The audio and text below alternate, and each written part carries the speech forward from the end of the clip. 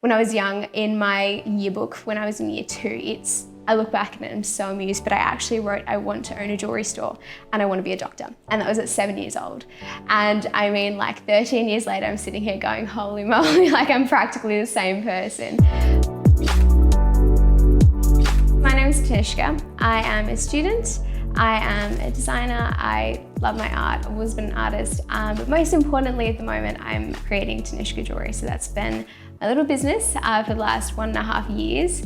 I'm currently at Melbourne Uni. I'm doing my science degree with plans to hopefully go into healthcare, something along those lines. I've always wanted to do surgery, so we'll see how that goes. In terms of the rest of my life, I've grown up with art. I love art. I've been traditionally trained in oil painting. I've drawn for a long time and all my artwork's kind of everywhere at home and everything, but I realized I was making a lot of my artwork for myself. Like I loved doing it. I used to paint a lot of portraits of my family, people that meant a lot to me. So when it came to sustaining myself and a business, I was like, art is awesome, but it's very, very difficult for me to detach the sentimentality from it.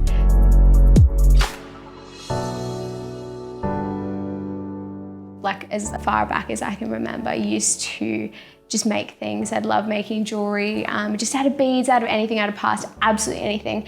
And I think the idea of adorning myself with kind of like the art that I was making is where the idea of jewelry was even birthed. It's not only am I making something, but I get to make it for other people, and it's just the most beautiful feeling to be able to say that, you know, someone is wearing what I made, and like it's just so sweet. Girls thanking me for like, oh, something that I've made for them that they've asked me to. It's so beautiful, and I can't really explain that because it's like, hey, I get to share a small part of me with someone else through the jewelry. Over the last year has definitely been that space where I've gotten repeat orders, and that makes me feel so good because it means that one person not only purchased once, but they've seen value and come back 3, 4, 5 times, which is what you want to be getting at. It's not just about reaching everyone, but it's like also once you've got them in, why do they want to keep coming back to you? Why do they have that faith and that trust in you?